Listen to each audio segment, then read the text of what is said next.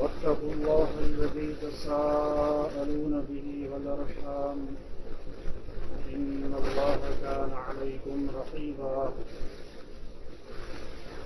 يا أيها الذين آمنوا اتقوا الله حق تقاته ولا تموتن إلا وأنتم مسلمون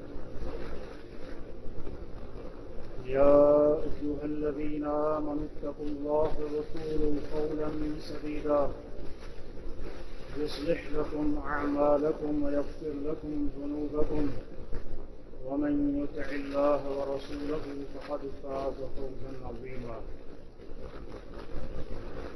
اللهم صل على محمد وعلى آل محمد كما صليت على إبراهيم وعلى آل إبراهيم إنك حميد مجيد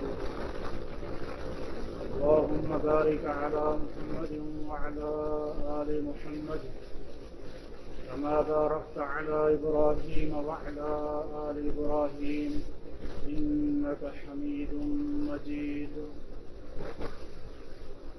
أما بعد فإن خير الكلام كتاب الله وأحسن الهدي هدي محمد صلى الله عليه وسلم وشر الأمور محدثاتها فإن كل محدثة بدعة وكل بدعة ضلالة وكل ضلالة في النار أعوذ بالله السميع العليم من الشيطان الرجيم من همزه ونفخه ونفثه بسم الله الرحمن الرحيم قال الله تبارك وتعالى في القرآن المجيد والفرقان الحميد واعبد ربك حتى يأتيك اليقين وقال رسول الله صلى الله عليه وسلم إن الرجل ليعمل بعمل أهل النار فيما يبدو للناس وهو من أهل الجنة وإن الرجل ليعمل بعمل أهل الجنة فيما يبدو للناس وهو من أهل النار رواه الإمام أحمد في مسنده رب اشرح لي صدري ويسر لي أمري واحلل عقدة من لساني يفقهوا قولي سبحانك لا علم لنا إلا ما علمتنا إنك أنت العليم الحكيم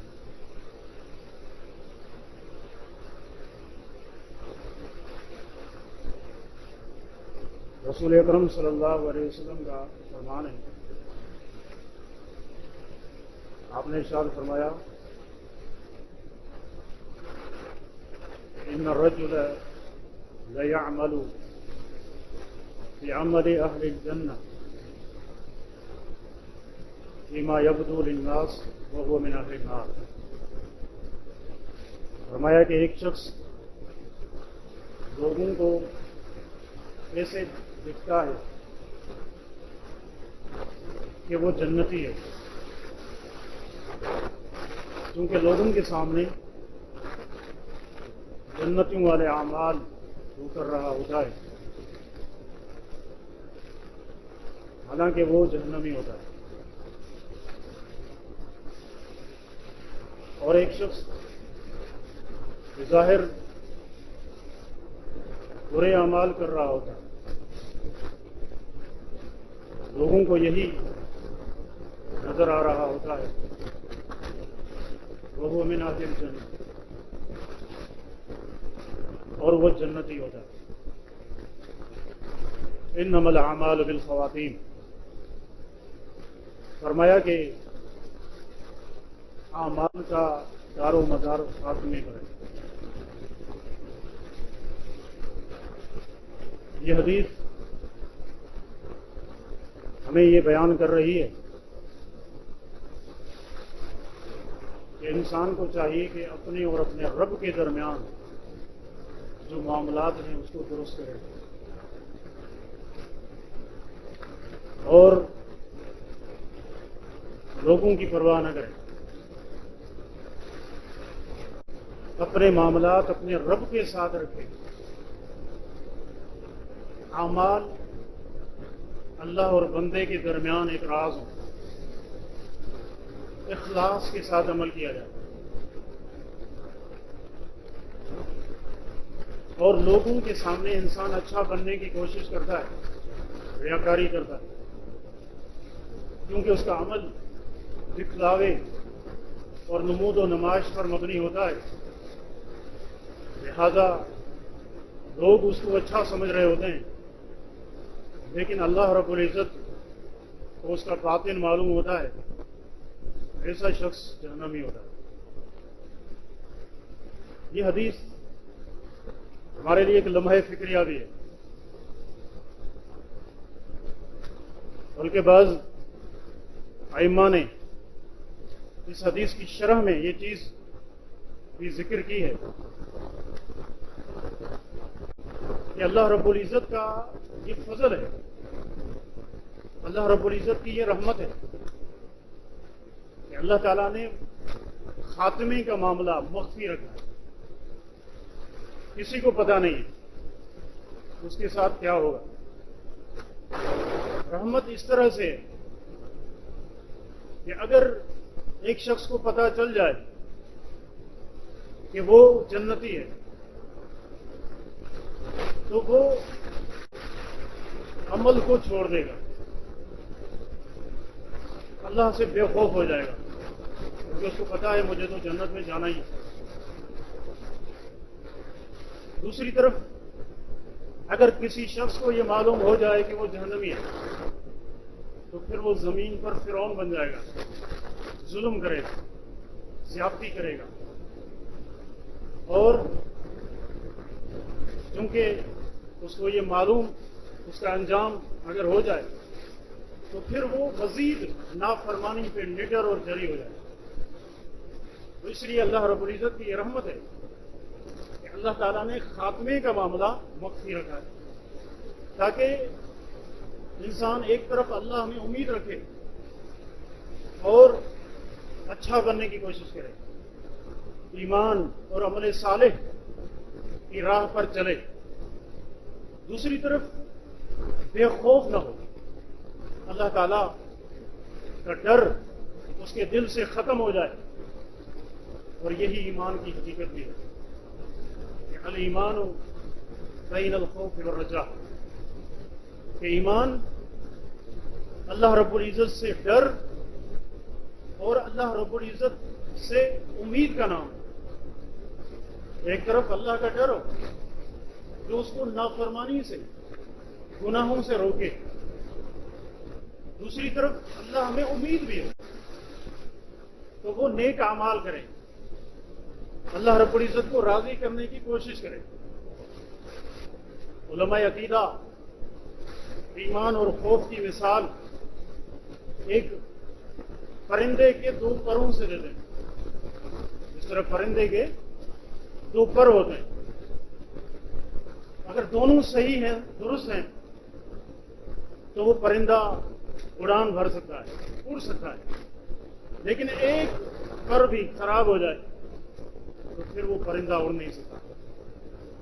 یہی حقیقت ایمان کی بھی ہے کہ اس میں دونوں چیزیں ہونی چاہیے، ایک طرف اللہ کا ڈر ہو اور دوسری طرف اللہ رب العزت میں امید بھی ہو۔ ڈر اتنا نہ ہو کہ انسان اللہ سے نا امید ہو جائے اور یہ کہے کہ میری تو نجات ہی نہیں ہوگی، اور امید اس قدر نہ ہو کہ انسان کہے میں تو جنت میں ہی جاؤں گا، لہذا دنیا میں بے خوف ہو جائے۔ یہ حقیقت ایمان ہے۔ انما الاعمال بالخواتیم، اور یہ بھی اللہ رب العزت کی ایک رحمت ہے کہ اللہ تعالیٰ نے انسان کے خاتمے پر انسان کا معاملہ رکھا ہے۔ اچھا خاتمہ ہے تو ماضی کتنا ہی اس کا سیاہ کیوں نہ ہو، اللہ رب العزت اس کو معاف کر دے گا، اور دوسری طرف پوری زندگی نیکیاں کرتا رہا لیکن خاتمہ اچھا نہیں ہوا، انما الاعمال بالخواتیم۔ دیکھیے اسلام کی تاریخ میں ایک ایسا شخص بھی ہے جس کے بارے میں یہ ہے کہ اس نے اللہ کو کوئی سجدہ نہیں کیا لیکن وہ جنت میں داخل ہو گیا. اس شعر میں عمر بن ثابت الانصاری ان کا نام ہے، اور یہ مسلمان نہیں تھے. اس کی قوم قبیلے کے بہت سارے لوگ مسلمان ہوئے. ان کو کہا گیا کہ اسلام قبول کر لیجیے، لیکن انہوں نے قبول نہیں کیا. اور احد کا موقع تھا. اس کے سارے دوست احباب اور اس کے قریبی وہ مسلمان تھے. اللہ کے نبی صلی اللہ علیہ وسلم کے ساتھ کفار سے جہاد کے لیے احد کے میدان میں موجود ہیں. یہ آئے، پوچھا ان کے بارے میں، کہا گیا کہ وہ یہاں نہیں ہے، وہ احد کے میدان میں ہے.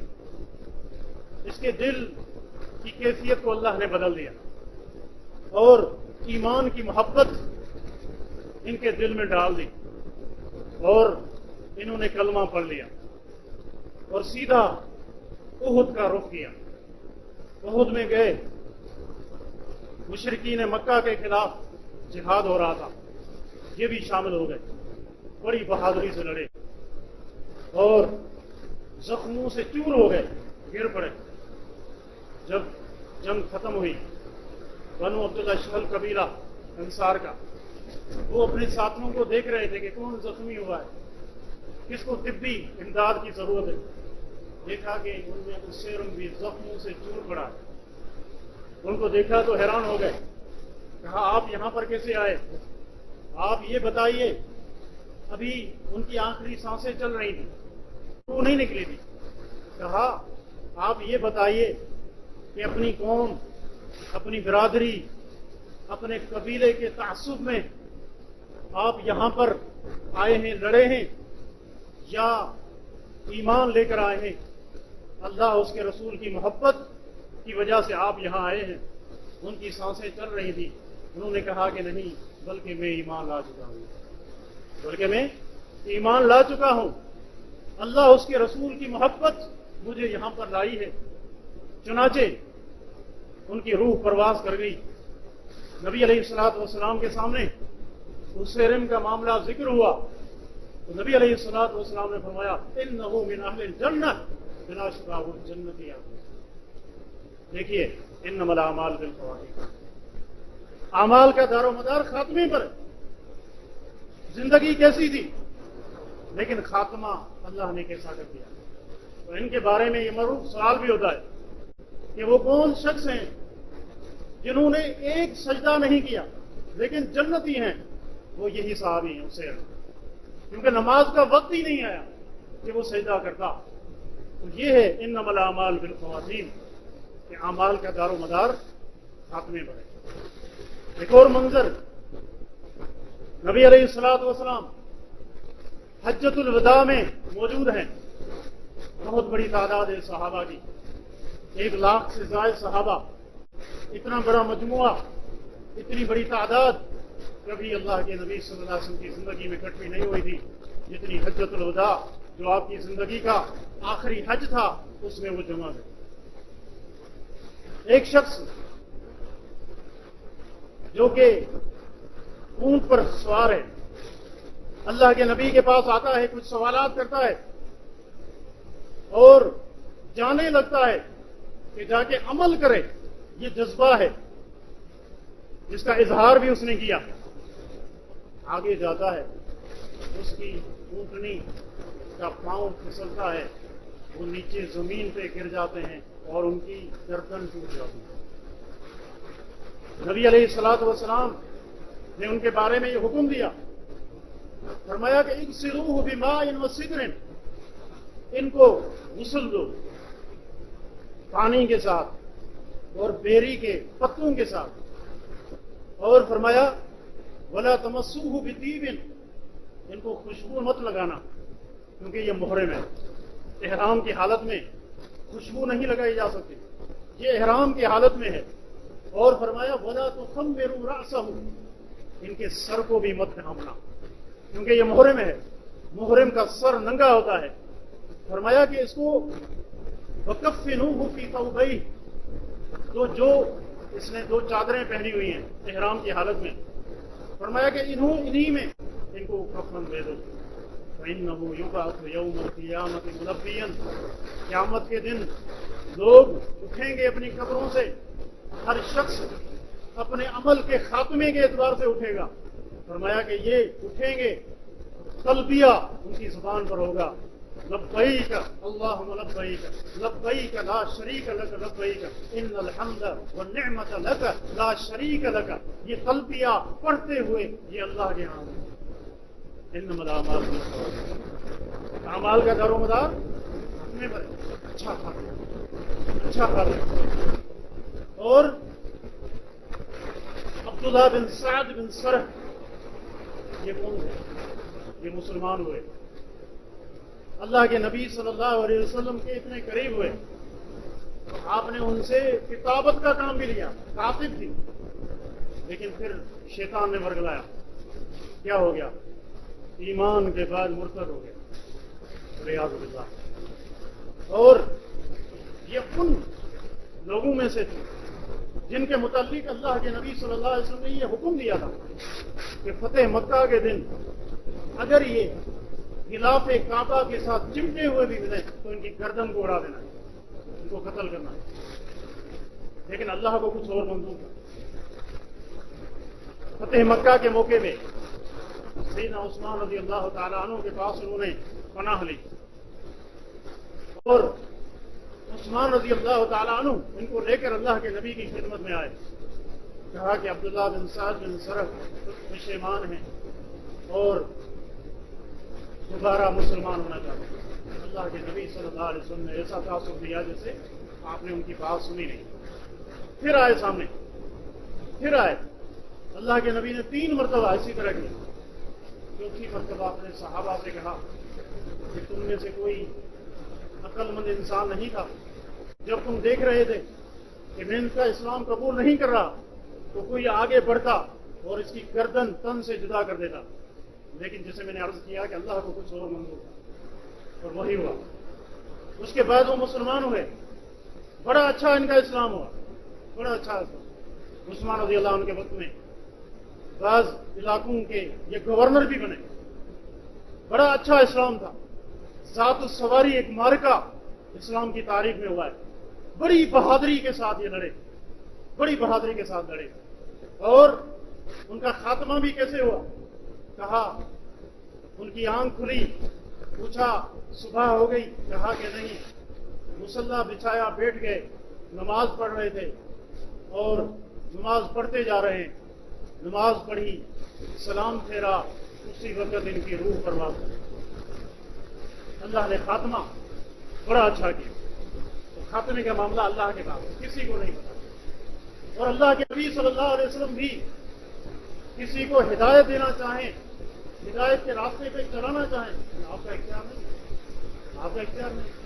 अबू तालिब के हवाले से आप कितने फिक्रमंद हैं, बार बार कह रहे थे कि कलमा पढ़ो, कलमा पढ़ो, लेकिन नहीं पढ़ा। और बड़ी मोहब्बत थी, बड़ी मोहब्बत थी। जब वफात हो गई तो कहने लगे कि अल्लाह से इसको सवाल करता रहूंगा जब तक अल्लाह मुझे मना नहीं करेगा। अल्लाह ने मुझे मना नहीं किया, लेकिन अल्लाह ने आयत उतार दी और उसमें ये अल्फाज भी थे,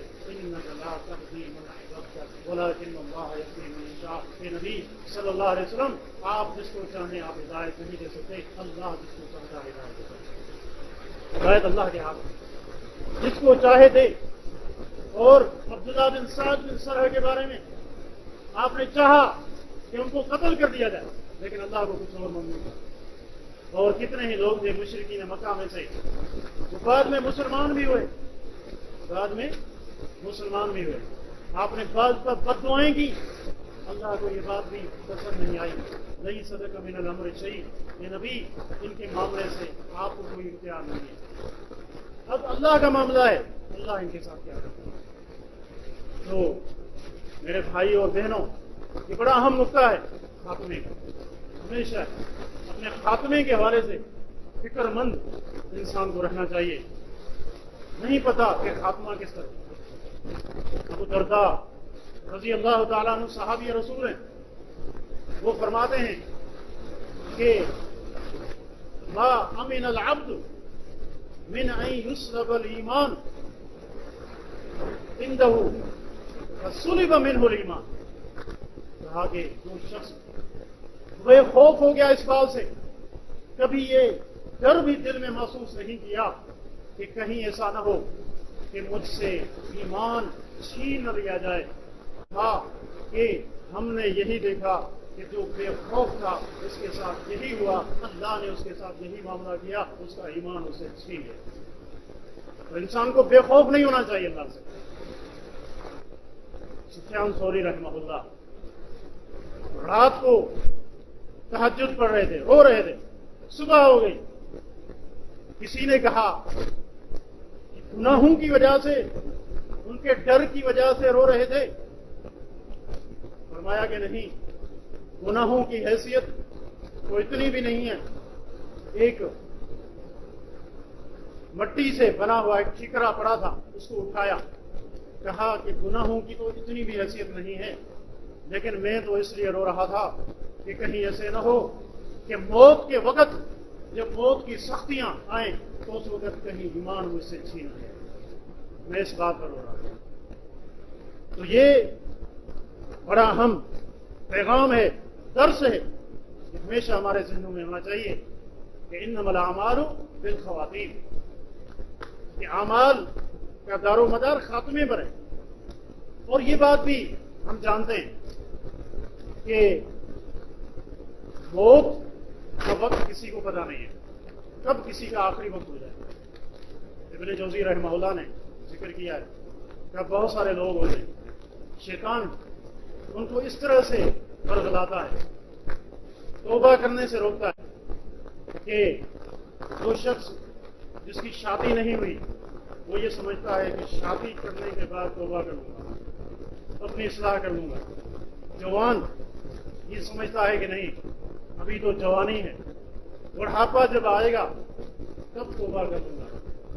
ہر کسی کو کسی نہ کسی حوالے سے شیطان نے کوئی آرزو دلائی ہوتی ہے، سبز باغ دکھائے ہوتے ہیں کہ وہ ان میں آ کے توبہ کا راستہ ہی بھول جاتا ہے. فرمایا کہ یہ شخص بھول جاتا ہے سب سے پہلے تو یہ کہ آپ کو یہ کس نے بتایا ہے کہ آپ یہ جو آرزو کر رہے ہیں یہ پوری ہوگی بھی یا نہیں. یہ آپ کو کس نے بتایا ہے؟ چلیں پوری ہو گئی، اس کے بعد پھر آپ کو کیسے یقین ہے کہ آپ پھر توبہ کر پائیں گے؟ توبہ کا معاملہ آپ کے ہاتھ میں نہیں ہے. تو انسان اس راستے سے جب گزر رہا ہوتا ہے تو شیطان اس طریقے سے ان کو بھٹکا دیتا ہے. اور ابن جوزی رحمہ اللہ نے ہی ایک جگہ ذکر کیا ہے، کہا کہ جس شخص کو شیطان اس طرح سے ورغلائے کہ جوانی کے بعد بڑھاپا آئے گا، اس کے بعد میں توبہ کر لوں گا. فرمایا کہ اپنے ارد گرد کا جائزہ لے دیکھے تو آپ کو نظر آئے گا کہ جو بزرگ ہوں گے وہ کم ہوں گے، نوجوان زیادہ ہوں گے. کیوں؟ یہ بات بتا رہی ہے کہ جوانی میں موت زیادہ ہوتا ہے اور بہت کم لوگ ہوتے ہیں جو بڑھاپے تک پہنچتے ہیں. اور ویسے بھی نبی علیہ الصلوۃ والسلام کی حدیث ہے کہ اعمار امتی ما بین 60 الی 70. فرمایا کہ میری امت کی جو عمریں ہیں وہ 60 اور 70 کے بیچ میں ہوں گے، یعنی بہت کم ہوں گے جو اس سے آگے جا پائیں گے. اوسطاً عمر یہی ہے. تو انما الاعمال بالخواتیم، خاتمہ اچھا ہونا چاہیے. اور اس کا طریقہ قرآن کریم نے یہ بتایا کہ یا ایھا الذین آمنوا اتقوا اللہ، یہ لوگوں اے ایمان والو اللہ سے ڈر جاؤ. ولا تموتن الا وانتم مسلمون. فرمایا کہ تمہیں موت اس حالت میں آنی چاہیے کہ تم مسلمان ہو، اللہ کے فرما بردار ہو. مسلم کہتے ہیں مطیع اور فرما بردار کو. اور موت کا وقت کسی کو نہیں پتا. اس کا مطلب کیا ہے کہ ہر گھڑی انسان تیار ہے، ہر گھڑی انسان تیار رہے. من احب لقاء اللہ احب اللہ لقاءہ ومن کرہ لقاء اللہ کرہ اللہ لقاءہ. نبی علیہ السلام کا فرمان ہے کہ جو شخص اللہ رب العزت سے ملاقات کو پسند کرتا ہے تو اللہ بھی اسے ملاقات کو پسند کرتا ہے, اور جو اللہ سے ملنے کو ناپسند کرتا ہے اللہ بھی اسے ملنے کو ناپسند کرتا ہے.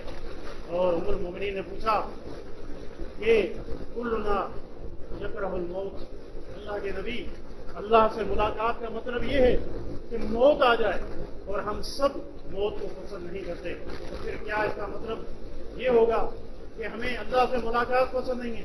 تو آپ نے فرمایا کہ نہیں, اس کا مطلب یہ نہیں ہے. اس کا مطلب یہ ہے کہ جب موت کا وقت آتا ہے ایک مومن کے پاس فرشتے آتے ہیں, بشر برضوان اللہ و مغفرتہ, تو فرشتے آ کر ہی اس کو بشارت دیتے ہیں اللہ کی رضامندی کی, اللہ کی مغفرت کی, کہ اللہ تجھ سے راضی ہے, اللہ نے تجھے معاف کر دیا.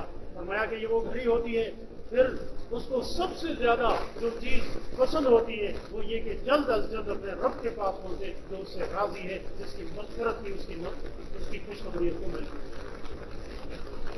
یہ ہے اللہ سے ملاقات. اور نبی علیہ الصلوۃ والسلام کا یہ بھی فرمان ہے کہ اذا احب اللہ عبدا استعملہ, کہ اللہ رب العزت جب اپنے کسی بندے سے محبت کرتا ہے پھر اللہ تعالیٰ اس کو استعمال کرتا ہے. کہا گیا کیف یستعملہ, اللہ کے رسول اللہ تعالیٰ کیسے استعمال کرتا ہے؟ فرمایا کہ یوفقہ العمل الصالح قبل الموت, اللہ تعالیٰ ایسے شخص کو جس سے محبت کرتا ہے اس کو اس طرح سے استعمال کرتا ہے کہ مرنے سے پہلے اللہ رب العزت اس کو عمل صالح کی توفیق دیتا ہے, وہ نیکیاں کرتا ہے, نیکی کا راستہ اس پر آسان ہو جاتا ہے.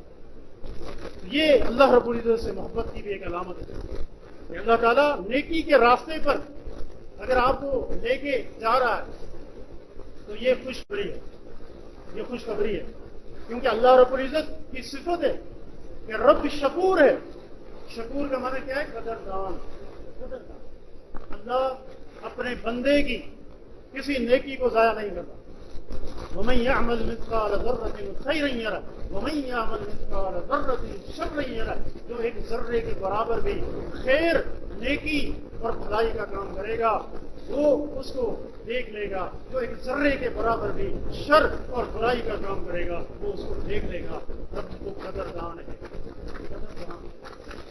اللہ رب العزت کی قدردانی کی کئی صورتیں, مثال کے طور پر کہ اللہ رب العزت کا یہ فضل ہے کہ جو نیکی انسان کرتا ہے وہ کم از کم 10 گنا لکھی جاتی ہے, کم از کم 10 نیکیاں لکھی جاتی ہیں, اور انسان کا اخلاص اور اس کی اتباع اور دیگر معاملات ایسے ہوتے ہیں جس حالت میں وہ نیکی کرتا ہے وہ صرف اس کا رب جانتا ہے. بسا اوقات ایک نیکی 700 گنا یا اس سے زیادہ پر تصدیق کر جاتی ہے,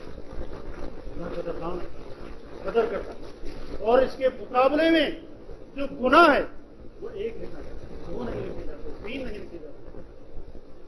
جزاء سیئۃ سیئۃ مثلھا, میں کہ گناہ کا بدلہ اسی کے مثل گناہ ہے, اسی کے بقدر ہے, اور نیکی کم از کم 10 گنا ہے. اور اب دیکھا جائے تو نیکی کا معاملہ اعشار سے, دہائیوں سے, جبکہ جو گناہ ہے اس کا تعلق احاد سے, اکائی سے. سلف کہا کرتے تھے ویل ہے, طاقت ہے اس شخص کے لیے کہ جس کی اکائیاں اس کی دہائیوں پر غالب آ جائیں. یعنی نیکیاں 10 گنا, ایک نیکی 10 گنا, گناہ ایک گنا لکھا جاتا ہے. تو پھر وہ کتنا بدبخت ہوگا کہ اللہ رب العزت کی اتنی مغفرت, رحمت اور اتنی سماحت دین اسلام کی اس سے اس نے فائدہ نہیں اٹھایا, بلکہ اس کی اکائیاں, اس کے گناہ, اس کی دہائیاں اس کی نیکی پہ غالب. انما الاعمال بالخواتیم, ہمیشہ انسان اپنے خاتمے کے بارے میں فکر مند ہو اور ہمیشہ اپنا محاسبہ کرے, دیکھے. اور یہ محاسبہ یہ عمل سے پہلے بھی ہوتا ہے, اور عمل کے دوران بھی ہوتا ہے اور عمل کے بعد بھی ہوتا ہے. دیکھیے، عمل سے پہلے اپنا محاسبہ انسان اس طور پر کرے کہ یہ جو میں عمل کر رہا ہوں یہ عمل نیک ہے یا برا ہے. عمل اچھا بھی ہوتا ہے، برا بھی ہوتا ہے. انسان دیکھے جب ارادہ بنے کہ میں جو یہ عمل کرنے جا رہا ہوں یہ نیک عمل ہے یا برا ہے، یہ اللہ کو راضی کرے گا یا ناراض کرے گا. اس کے بعد اگر یہ جواب آتا ہے کہ یہ عمل نیک ہے، پھر اگلا سوال یہ ہو کہ اس عمل کا باعث کیا ہے، یہ نیکی میں کیوں کر رہا ہوں، اس کا سبب کیا ہے. کیا اس کا سبب یہ ہے کہ میرا رب مجھ سے راضی ہو جائے، اللہ نے جو اجر و ثواب رکھا ہے اس کو میں حاصل کروں، یا اس کا مقصد یہ ہے کہ لوگ مجھے دیکھیں اور میری تعریفات کے پل باندھیں اور تعریفوں کے ڈونگرے برسانے شروع کر دیں. کیا مقصد ہے، ہدف کیا ہے؟ اگر ہدف یہ ہے کہ اللہ کو راضی کرنا ہے پھر آگے بڑھیں. عمل سے پہلے کا محاسبہ ہے.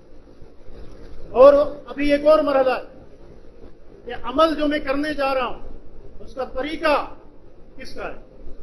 میرے ماں باپ کا طریقہ ہے، برادری کا طریقہ ہے، بڑوں کا طریقہ ہے، یا امام الانبیاء محمد رسول اللہ صلی اللہ علیہ وسلم کا، جن کی رسالت کا میں کلمہ پڑھتا ہوں، ان کا طریقہ ہے. اگر جواب یہ آتا ہے کہ اللہ کے نبی صلی اللہ علیہ وسلم کا طریقہ ہے، عمل کل ہو جائے. عمل کل گزریے، یہ عمل کیجیے، یہ بڑا مبارک عمل ہے، یہ عمل کر دیا.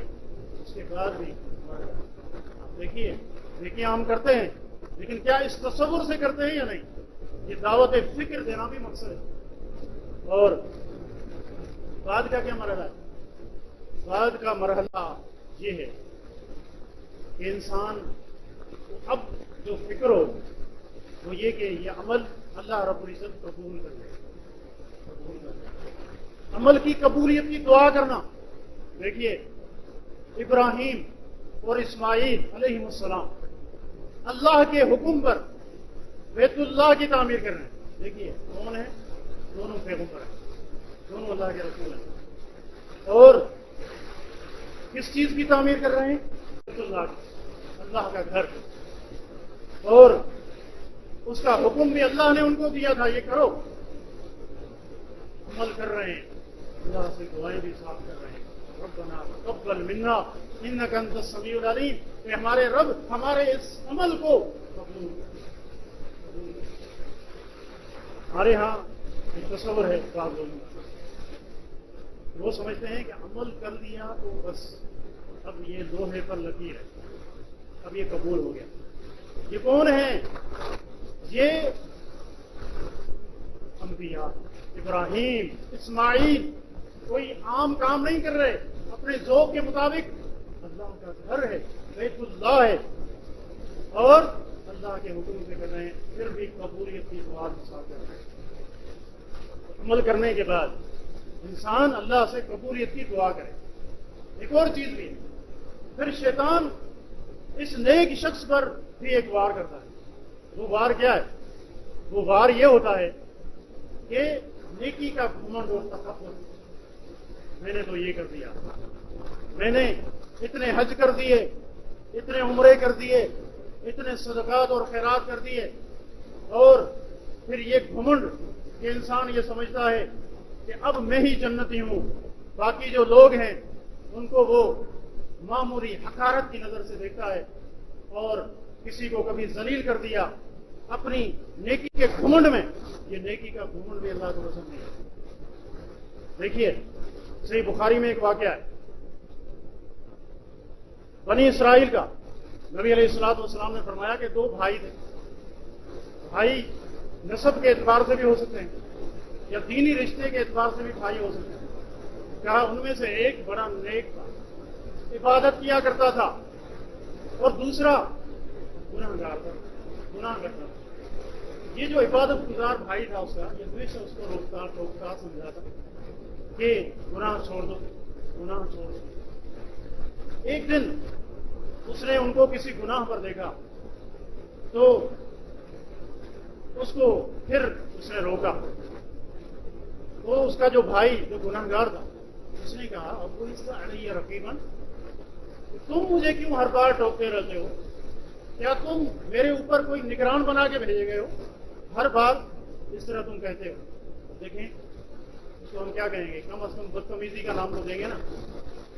لیکن اس کے بعد رد عمل، یہ بات بھی ذہن میں رکھیں، جو رد عمل ہو نا اس میں بھی انسان کو انصاف کرنا چاہیے۔ ہم دیکھتے ہیں کہ رد عمل میں ہم کہتے ہیں رد عمل میں کچھ بھی ہو سکتا ہے۔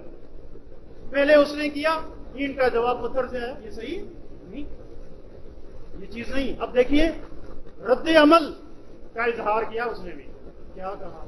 ایک جملہ کہا واللہ لا یغفر اللہ لک، اللہ کی قسم اللہ تجھے کبھی معاف نہیں کرے۔ اتنی بڑی بات ہی ہے۔ اور اس کے بعد نبی علیہ السلام نے فرمایا کہ دونوں کی روحیں قبض ہوئیں، اللہ نے دونوں کو جمع کیا اور اس عبادت گزار سے کہا کہ تم نے یہ جو اتنا بڑا حکم لگایا کہ میں اس کو معاف نہیں کروں گا، کہ کیا تجھے علم غیب تھا؟ غیب کا علم تھا کہ جس کو دیکھ کر اطلع الغیب، جیسے قرآن میں بھی ہے، غیب پر اس نے اطلاع پائی تھی؟ نہیں۔ تو فرمایا کہ جو میرے پاس ہے کیا تجھے اس پر قدرت ہے کہ تم اس میں مرضی کر سکتے ہو، جو چاہو کر سکتے ہو؟ کہا کہ نہیں۔ اس کے بعد فرمایا اس گنہگار سے اذهب برحمتی الی الجنہ، اور اس عبادت گزار سے کہا کہ اذهب الی النار۔ فرمایا گنہگار سے کہا کہ میری رحمت جس کی تجھے امید تھی اس کی وجہ سے تم جنت میں چلے جاؤ، اور اس عبادت گزار سے کہا کہ اس کو حکم دیا کہ اس کو جنت میں۔ سیدنا ابو ہریرہ رضی اللہ عنہ اس امت کے فقیہ، وہ جب حدیث بیان کرتے تھے ساتھ میں یہ جملہ بھی کہتے تھے لقد اوبقت کلمۃ، کہ اس شخص نے ایسی بات اپنی زبان سے نکالی اہلکت دنیا و آخرتہ، جس نے اس کی دنیا اور آخرت دونوں کو تباہ کر کے رکھ دیا۔ یہ کتنا بڑا معاملہ ہے۔ تو انسان نیکی کے راستے پر رہے، یہ نیکی کے تقاضے ہیں۔ نیکی کرنے کے بعد انسان ایسے نہ ہو جائے کہ دوسروں کو بالکل یہ سمجھے کہ یہ جہنمی ہیں، جنت میں تو میں ہی جاؤں گا، یہ کیفیت اچھی کیفیت نہیں ہے۔ تو انسان اللہ ہمیں امید رکھے، اللہ رب العزت کا ڈر بھی ہو، اور ساتھ میں جو اہم ترین جو درس ہے یہ ہے کہ انما الاعمال بالخواتیم، اپنے خاتمے کے بارے میں کبھی بھی بے فکر نہ ہو، بے خوف نہ ہو۔ ہمیں نہیں پتا ہمارا خاتمہ کیسے ہوگا، اور عموماً یہ چیز ہے کہ اللہ کی رحمت ہے، جسے میں نے کہا کہ اللہ شکور ہے۔ ایسے نہیں ہوتا کہ ایک شخص نیکی کے راستے پر چلے بھی اور پھر بھی وہ جہنم میں جائے، یہ اللہ کے عدل کے خلاف ہے۔ لیکن کبھی ایسے ہوتا ہے کہ لوگوں کو اسے معلوم ہوتا ہے، لوگوں، اللہ کو تو پہلے ہی پتا ہوتا ہے نا، اللہ کے علم ہے، لیکن لوگوں کی نظروں میں جو انسان آنا چاہتا ہے لوگ اس کو اچھا سمجھتے ہیں، اس بنا پر ایسے معاملات ہوتے ہیں۔ اور بہت سارے ایسے خاتمے ہیں جو علماء نے ذکر کیے ہیں۔ عبدالعزیز بن ابی رواد ایک محدث گزرے ہیں، وہ بیان کرتے ہیں کہ ایک شخص کی موت کے وقت میں موجود تھا، اس کو کہا جا رہا تھا کہ توبہ کرو، استغفار کرو، اللہ سے معافی طلب کرو، کلمہ پڑھو، لیکن اس نے انکار کر دیا کہ میں کلمہ نہیں پڑھوں گا، اس طرح مر گیا۔ کہتے میں نے ان کے بارے میں معلومات کی کہ یہ شخص کیسا تھا، مجھے کہا گیا لأنہ مدمن خمر، یہ ہمیشہ شراب پیا کرتا تھا، ہمیشہ شراب پیا کرتا تھا۔ تو دیکھیے یہ گناہ اچھے خاتمے میں رکاوٹ دیتا ہے۔ کوئی نہ کوئی گناہ ایسا ہوتا ہے جو اللہ کو پتا ہے، لوگوں کی نظروں میں نہیں ہے، اللہ رب العزت اس گناہ کی وجہ سے ایسے شخص کا خاتمہ برا کر دیتا ہے۔ کبھی کوئی نیکی ہوتی ہے، دنیا دار آدمی اس کو نہیں سمجھتے، یہ اس کے اور رب کے مابین ہوتی ہے، اللہ کا معاملہ ہوتا ہے۔ رب کو وہ نیکی اتنی پسند ہوتی ہے کہ لوگ اس کو برا سمجھ رہے ہوتے ہیں، لیکن اللہ اس نیکی کی وجہ سے اس کا خاتمہ اچھا کر دیتا ہے۔ نیکی کیجیے، ایسی نیکی جو ہمارے اور ہمارے رب کے درمیان، نیکی کر کے چھپائیں، अल्लाह रब्बुल इज्जत ने नेकी का अजर व सवाब ही मख्फी रखा है। और इसी तरह बंदे के लिए भी ये चीज है कि बंदा अपना अमल, अपनी नेकी छुपाए तो अल्लाह उसको जजा देगा, और इतनी जजा देगा कि बंदा हैरान रह जाएगा, इस अमल का इतना बदला है, इसकी इतनी जजा है। क्योंकि ये नेकी अल्लाह और बंदे के दरमियान है। आज के इस दौर में जहां सोशल मीडिया है, जहां हर कोई बात कैमरे के बगैर हमारी होती नहीं है, नेकियां करते हैं और उनको आगे जब तक न उनके लायक हम समेटें, वाह वाह जब तक हमें न मिले लोगों की, तब तक हम समझते हैं कि ये नेकी तो है ही नहीं। अल्लाह के बंदो, नेकी अल्लाह और बंदे के दरमियान का मामला है। इसको जितना मख्फी रख सकते हैं मख्फी रखें।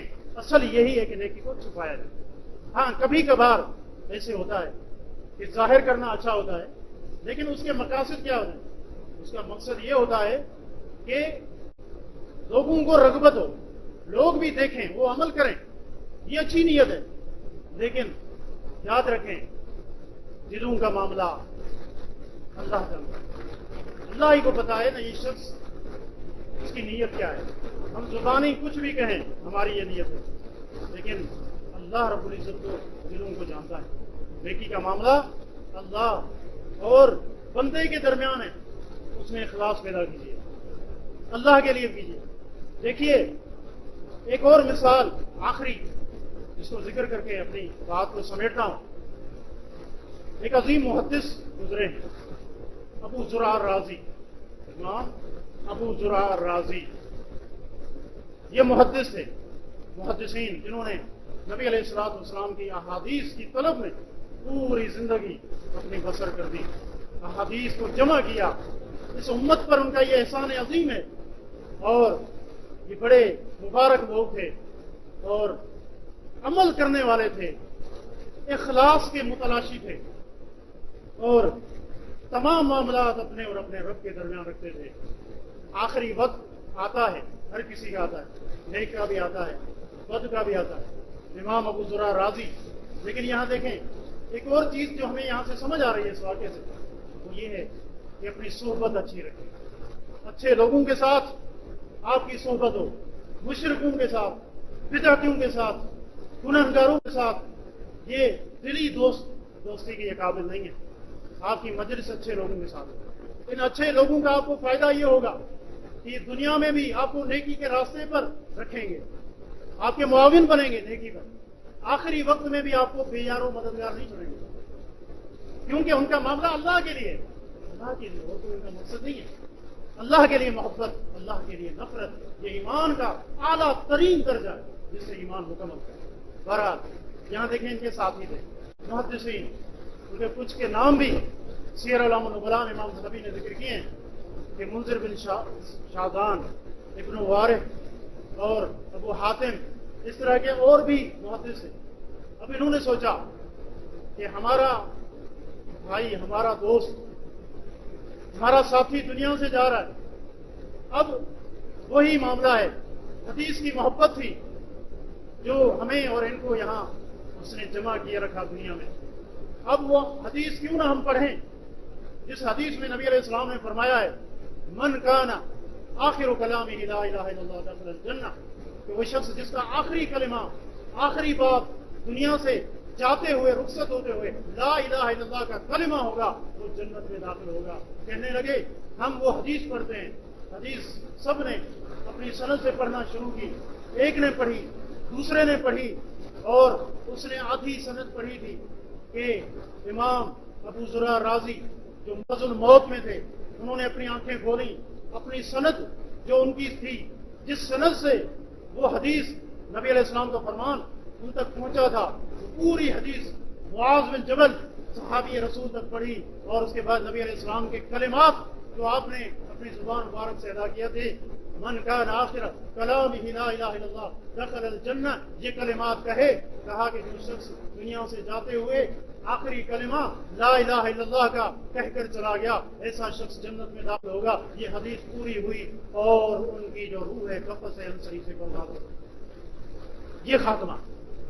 तो یہ موضوع اس کا خلاصہ یہی ہے کہ خاتمے کا معاملہ بڑا، یہ اللہ کا بڑا رحم بھی ہے کہ اللہ تعالیٰ نے خاتمے کے ساتھ معاملات رکھے ہیں۔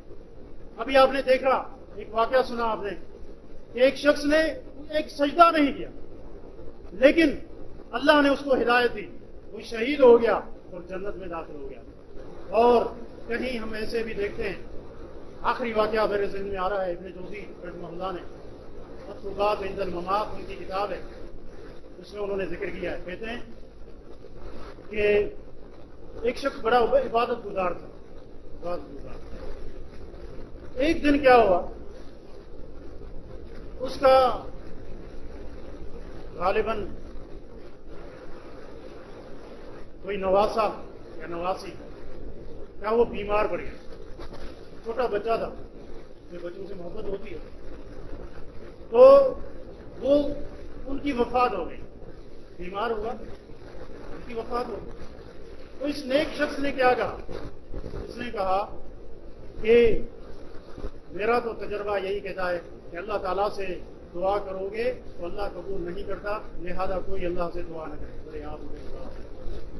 اب یہ دیکھیں کہ پوری زندگی کی محنت تھی، لیکن ایک کلمہ ایسا زبان سے نکلا، تو اگر وہ توبہ کہ اللہ نے اس کو توفیق دی تو اچھی بات ہے، لیکن اگر اس کلمے کے ساتھ یہ جو اس نے کفریہ نکالا، اللہ کے پاس چلا گیا، تو اس کا خاتمہ تو ایمان پر بھی نہیں۔ تو ہمارے لیے یہ درس ہے کہ نیکی کے راستے پر چلیں، اور امید اور خوف یہ دونوں ہمارے ساتھ ہونے چاہیے۔ اللہ رب العزت کا ڈر بھی ہو جو ہمیں گناہ سے روکے، اللہ ہمیں امید بھی ہو کہ اللہ ہی ہمیں معاف کرے گا۔ یہ دونوں چیزیں یہ ایمان کی تکمیل کا سبب ہیں۔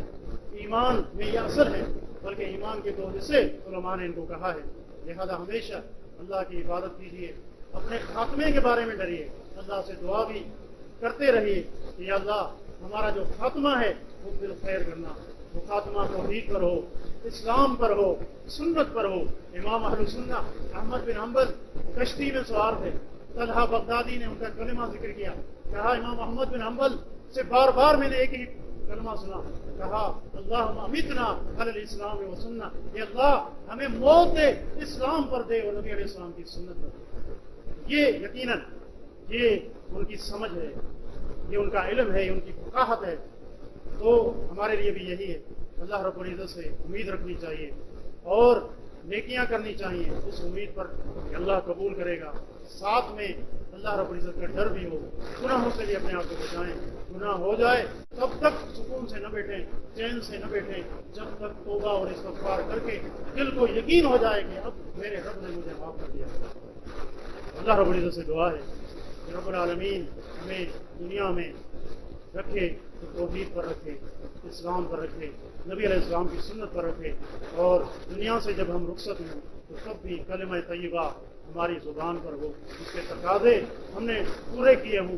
اللہ تعالیٰ ہمارا خاتمہ بھی اسی طرح کر دے۔ ھذا وباللہ توفیق، وصلی اللہ علی نبینا محمد وعلی آلہ وصحبہ اجمعین۔